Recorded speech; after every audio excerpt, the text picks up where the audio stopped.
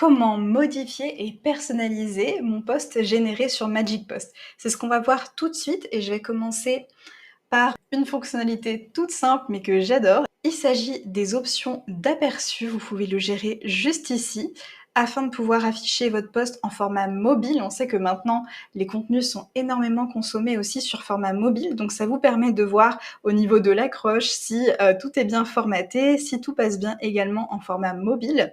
Pareil, dans les options d'aperçu, on va avoir l'affichage du petit bouton voir plus, donc c'est vraiment là où votre post va être coupé dans l'affichage de LinkedIn. Bien sûr, si j'enlève l'affichage mobile, ça va changer également. Ensuite, je peux simplement éditer mon post en cliquant dessus. Je vais pouvoir supprimer, rajouter des choses. Je peux vraiment écrire directement à l'intérieur sans aucun souci. C'est comme un éditeur de texte classique. D'ailleurs, je peux même mettre des éléments en gras ou en italique et repasser en mode normal. Dans les options d'édition, il y a une fonctionnalité que j'adore et que je trouve tellement pratique, c'est l'insertion de symboles. Ici, vous avez tout un tas de petits symboles très pratiques, notamment les flèches. Moi, j'utilise beaucoup celles-ci et c'est vraiment très pratique. Ça vous évite d'aller les chercher et les copier-coller un petit peu partout. Même chose concernant les emojis. Vous avez vraiment toute la collection d'emojis ici que vous pouvez utiliser directement et très simplement. Si je le souhaite, je peux également rajouter des mentions, tout simplement en écrivant le arrobase et en écrivant le nom par exemple de l'entreprise que je souhaite mentionner. Donc là par exemple je mentionne Magic Post. Et bien sûr, je peux également mentionner des personnes. Donc là, je vais me mentionner moi-même pour vous montrer. Hop, juste ici.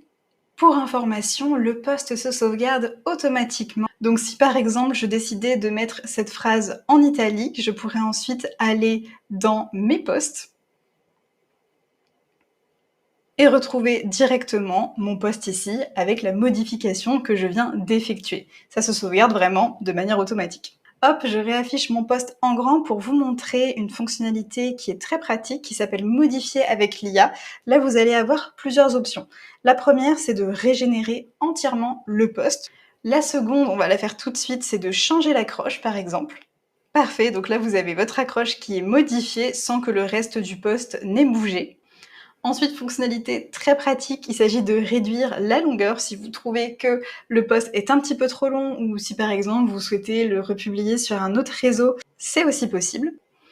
Et vous allez voir que quand ça termine, on va voir juste ici en fait le nombre de mots qui a été réduit. Voilà, là on est passé à 92.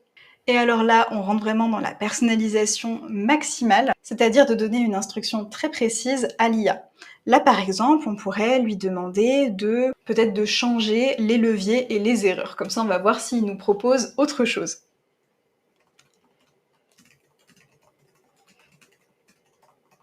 Parfait, donc là on a vraiment la modification qui s'est faite mais uniquement sur ce que j'ai demandé. Moi ce que j'utilise aussi souvent c'est de lui demander une autre version du call to action, de changer tel type d'emoji par tel type d'emoji. Souvent quand il y a des listes et que j'ai un petit peu la flemme de changer tout manuellement, je lui demande tout simplement de le faire à ma place et c'est très efficace. On n'a pas encore parlé des médias, mais bien sûr pour personnaliser votre post, vous pouvez ajouter une image, une vidéo ou bien un document, donc un PDF, qui vous permettra d'avoir un carrousel. Je vous ai importé un carrousel PDF pour vous montrer un petit peu comment ça fonctionne. Ici, vous voyez qu'on a le nom document.pdf. C'est pas super comme titre, donc on va pouvoir le modifier ensemble. Pour ça, il vous suffit de cliquer sur le petit crayon juste ici et vous allez pouvoir ajouter un titre à votre document. Moi, je vous recommande toujours de reprendre un petit peu ce que vous avez mis soit dans votre accroche textuelle, soit dans l'accroche de votre visuel. Hop. Et voilà, sauvegardé, on a le nom de notre document qui est mis à jour. Et une fois que notre post nous plaît, on peut soit le publier tout de suite, donc là il va vraiment se publier sur LinkedIn directement, ou bien on peut le programmer juste ici en choisissant la date et l'heure qui nous convient.